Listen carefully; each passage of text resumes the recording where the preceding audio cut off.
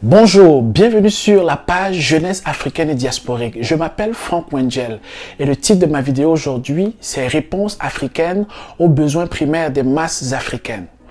En 1943, un psychologue américain conçoit une théorie qu'on appelle la pyramide de Maslow. Et dans cette théorie, il parle de la priorité de la manifestation des besoins dans la vie de chaque être humain. Il parle des besoins de base. Ici, qu'il appelle encore des besoins physiques ou bien des besoins physiologiques qui consistent à se nourrir, se loger, se vêtir, etc. Au-dessus des besoins de base, il y a ce qu'on appelle des besoins de sécurité.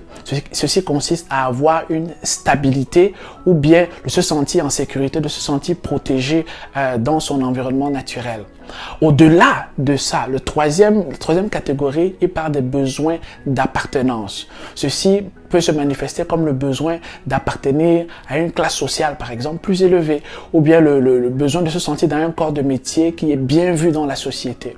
Au-dessus de ça encore, on voit les besoins d'estime de soi. C'est par exemple le besoin d'avoir son travail reconnu ou son travail distingué dans la société. Au-delà de ça, au-dessus de tout cela, il y a le besoin d'actualisation, de réalisation de soi, qui consiste à libérer pleinement son potentiel. Au cours de cette vidéo, on va se concentrer uniquement sur les besoins de base, qui sont les besoins physiques ou physiologiques. Et même dans ces besoins, on va parler le besoin de se nourrir. On va élaborer tout le reste de la vidéo par rapport à ça. Et nous allons l'appliquer exclusivement au continent africain.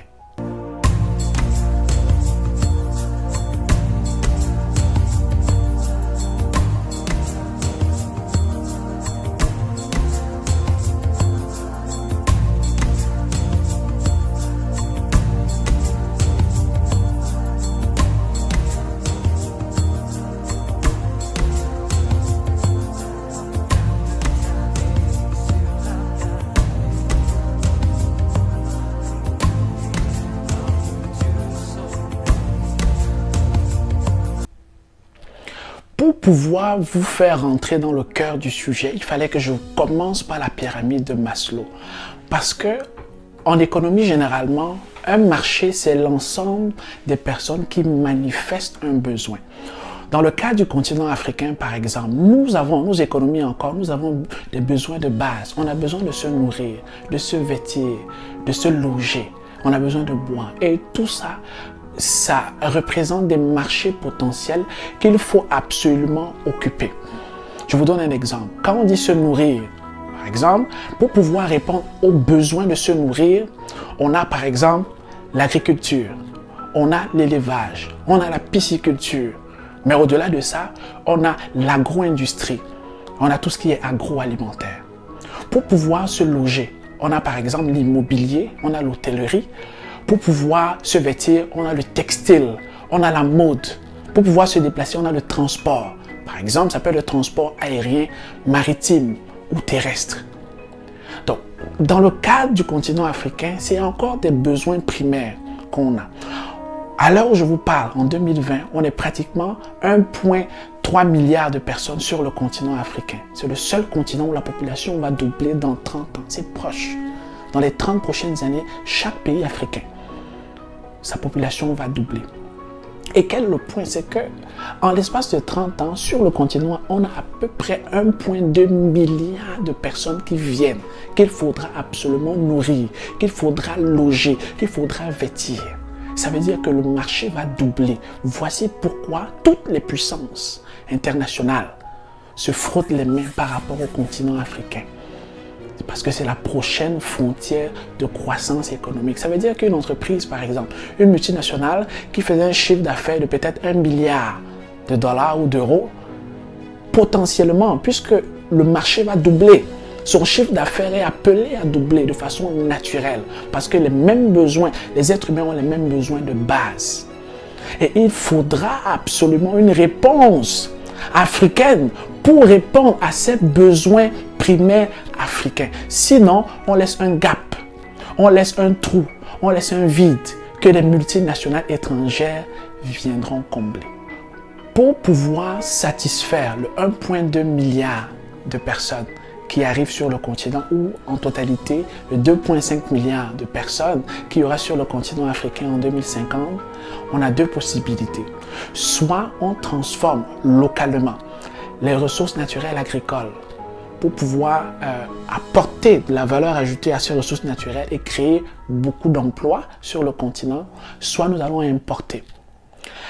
Quand on observe les économies qui se sont développées, on voit que pour passer du secteur primaire au secteur tertiaire, en fait, c'est l'industrie qui crée le plus d'emplois. Donc, si on exporte des produits et qu'on ne les a pas transformés au préalable, ça veut dire que nous exportons en vérité nos emplois ailleurs. Alors que maintenant, la solution, si on privilégie plutôt l'importation, premièrement, on crée des emplois ailleurs. Deuxièmement, en fait, on ne crée pas un tissu industriel local qui sera capable de combler les besoins de nos populations. Le premier risque majeur, c'est que nous sommes, pour pouvoir manger, dépendants des autres pays pour les produits de base que nous consommons. Donc, c'est une menace par rapport à notre sécurité alimentaire.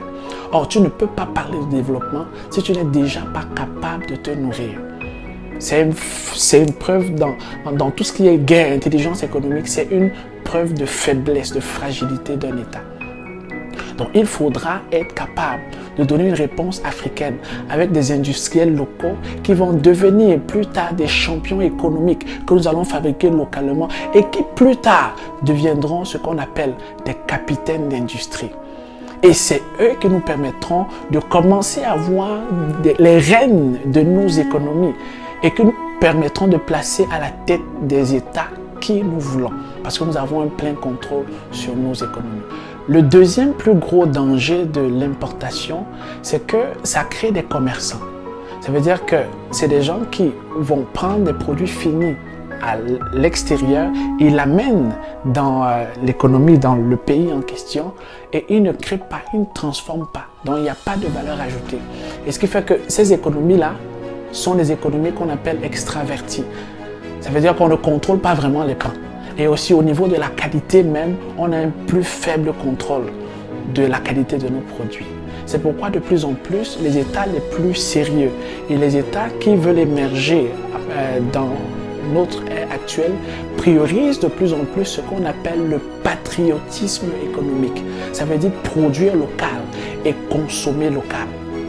Le titre de ma vidéo aujourd'hui, c'est « Réponse africaine ». Donc, ça prend des industriels africains pour satisfaire les besoins africains, des masses africaines. Et au-delà du patriotisme économique, il y a ce qu'on appelle le panafricanisme économique. Parce que les micro-États, quand on fait affaire face à des monstres économiques et géopolitiques comme l'Union européenne, ou bien au niveau de l'Amérique du Nord, ou bien la Russie, ou bien la Chine, nous sommes en minorité et nous sommes beaucoup plus faibles par rapport à ces puissances. Le titre de cette vidéo, c'est « Réponse africaine aux besoins primaires des masses africaines ». Pour pouvoir conclure cette vidéo, ce que je crois fermement, c'est que la jeunesse africaine a un rôle à jouer non seulement dans cette nouvelle décennie, mais dans ces 30 prochaines années. Alors que les sommets entre l'Afrique et le reste et les puissances mondiales ne font que se multiplier. Chaque année, on a maintenant plus de 5, 6, 7 sommets internationaux où nos chefs d'État sont invités. Pourquoi? Parce que l'Afrique est redevenue le centre à conquérir pour le prochain leadership mondial. Alors que le marché africain tend à se préciser et devenir de plus en plus juteux et devenir de plus en plus attractif, il faudra absolument promouvoir de nouveaux industriels africains. Au-delà de simples greniers de matières premières, au-delà de simples marchés de consommation, il faudra une réponse de jeunes industriels africains pour pouvoir combler ces besoins. Et je crois de tout mon cœur que la diaspora a un rôle à jouer. Au-delà des jeunes qui sont déjà sur le continent, qui font leurs efforts, parce que de plus en plus, on voit beaucoup de jeunes entrepreneurs. Je crois que la diaspora a beaucoup à apporter pour l'industrialisation du continent africain. Peut-être nous n'allons pas commencer avec de grosses industries, mais l'agro-industrie, tout ce qui est micro-industrie, on l'a vu en Asie du Sud-Est. On l'a vu dans les pays comme le Brésil, le Chili, ces pays qui sont petit à petit en train d'émerger. Ils se sont appuyés pour tout ce qui est micro-industrie. Et je crois de tout mon cœur que nous sommes capables de le faire. Nous sommes capables de relever le défi.